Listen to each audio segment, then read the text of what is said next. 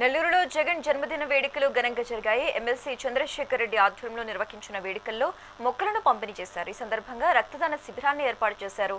జగన్ మళ్లీ సీఎం కావాలని ఎమ్మెల్సీ ఆకాంక్షించారు.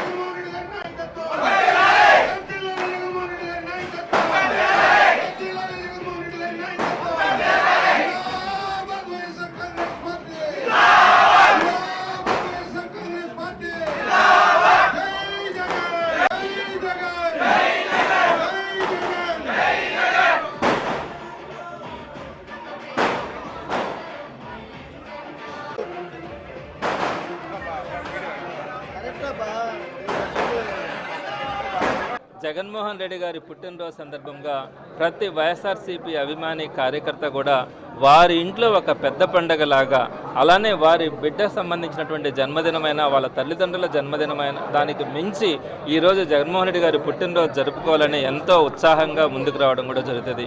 ఈరోజు నెల్లూరు నగర నియోజకవర్గంలో ప్రతి డివిజన్లో కూడా ఈ సేవా కార్యక్రమాలు కానీ, జగన్మోహన్ రెడ్డి గారి బర్త్డే సెలబ్రేషన్స్ కానీ ఈరోజు జరుగుతూ ఉన్నాయి. నెల్లూరు నగర నియోజకవర్గ ఆఫీసులో అయితే ఈరోజు సాయంత్రం వరకు కూడా బ్లడ్ డొనేషన్ క్యాంప్ నిర్వహించడం కూడా జరుగుతుంది. బ్లడ్ డొనేషన్ యొక్క ఆవశ్యకత అందరికీ తెలుసు. బ్లడ్కి సంబంధించి ఆల్టర్నేటివ్గా కృత్రిమైనటువంటి బ్లడ్ ఈ రోజు దాకా కూడా తయారు కాల.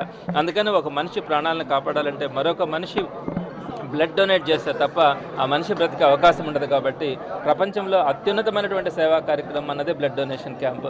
దానికి సంబంధించి ఈరోజు జగన్మోహన్ రెడ్డి గారి బర్త్డే సందర్భంగా ఈరోజు నెల్లూరు నగర నియోజకవర్గంలో ఈ బర్త్డే సందర్భంగా బ్లడ్ డొనేషన్ క్యాంప్ను కూడా నిర్వహించడం జరుగుతూ ఉంది. అలానే ప్రతి ఇంటిలో కూడా ఒక మొక్క నాటాలి. ఒక మొక్క నాటితే అది 10 మందికి నీడనిస్తుంది. జగన్మోహన్ రెడ్డి గారు ముఖ్యమంత్రి అయితే ఈ సమాజానికి భద్రత ఇస్తాడన్న ఆలోచనతో ఈరోజు మొక్కల పంపిణీ కార్యక్రమం కూడా నిర్వహించడం జరుగుతుంది. జగన్మోహన్